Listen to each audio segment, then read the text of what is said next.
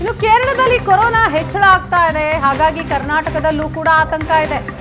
ನೆರೆ ರಾಜ್ಯ ಕೇರಳದಲ್ಲಿ ಕೊರೋನಾ ಏರಿಕೆ, ರಾಜ್ಯದಲ್ಲಿ ಟೆನ್ಷನ್. ಕೋವಿಡ್ ತಾಂತ್ರಿಕ ಸಲಹಾ ಸಮಿತಿ ಸಭೆ ಕರೆದ ಆರೋಗ್ಯ ಸಚಿವ. ನಾಳೆ ಟ್ಯಾಕ್ ಸದಸ್ಯರ ಸಭೆ ಕರೆದಿದ್ದಾರೆ ಸಚಿವ ದಿನೇಶ್ ಗುಂಡೂರಾವ್. ಟ್ಯಾಕ್ ಅಧ್ಯಕ್ಷ ಡಾಕ್ಟರ್ ರವಿ ನೇತೃತ್ವದಲ್ಲಿ ಸಭೆ ನಡೆಯುತ್ತೆ. ಕೋವಿಡ್ ತಡೆಗೆ ಮುನ್ನೆಚ್ಚರಿಕೆ ಕ್ರಮದ ಬಗ್ಗೆ ಈ ಸಭೆಯಲ್ಲಿ ಚರ್ಚೆ ಮಾಡಲಾಗುತ್ತೆ. ಕೇರಳದಲ್ಲಿ ಕೊರೋನಾ ಅಬ್ಬರದಿಂದಾಗಿ ಕರುನಾಡಿನಲ್ಲಿಯೂ ಕೂಡ ಫುಲ್ ಅಲರ್ಟ್.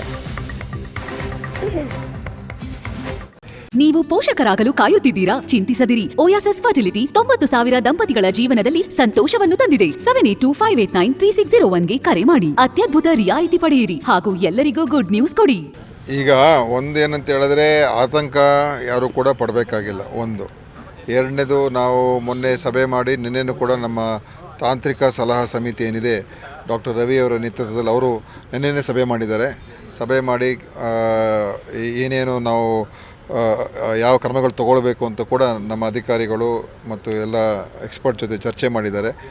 ಮತ್ತು ಕೇಂದ್ರ ಸರ್ಕಾರ ಜೊತೆನೂ ಕೂಡ ಚರ್ಚೆ ಮಾಡಿ ಈಗ ಕೆಲವು ಅಡ್ವೈಸರಿಗಳನ್ನು ಸಲಹೆಗಳನ್ನು ಈಗ ನಾವು ಜನರಿಗೆ ನೀಡ್ತಾ ಇದ್ದೀವಿ. ಒಂದು, ಯಾರು 60 ವರ್ಷಕ್ಕಿಂತ ಹೆಚ್ಚಿರೋರು ಮತ್ತು ಯಾರಾದರೂ ಬೇರೆ ಬೇರೆ ಈ ಹೃದಯ ಮತ್ತು ಕಿಡ್ನಿ ಈ ಥರ ಕೋಮಾರ್ಬಿಡಿಟೀಸ್ ಇರ್ತಕ್ಕಂಥ ಜನರಿಗೆ ಮತ್ತು ಕಫ ಮತ್ತು ಜ್ವರ ಕೆಮ್ಮು ಇಂಥ ಇರ್ತಕ್ಕಂಥವ್ರು ಎಲ್ಲರೂ ಕೂಡ ಕಡ್ಡಾಯವಾಗಿ ಮಾಸ್ಕನ್ನು ಹಾಕೋಬೇಕು ಅಂತಲೂ ಕೂಡ ಒಂದು ಸಾರ್ವಜನಿಕವಾಗಿ ಎಲ್ರಿಗೂ ಹೇಳ್ತಾ ಇದ್ದೀವಿ.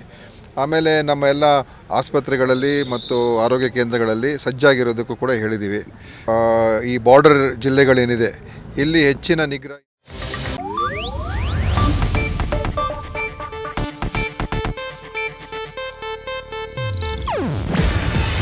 ಇದು ಏಷ್ಯಾನೆಟ್ ನ್ಯೂಸ್ ನೆಟ್ವರ್ಕ್ ಪ್ರಸ್ತುತಿ.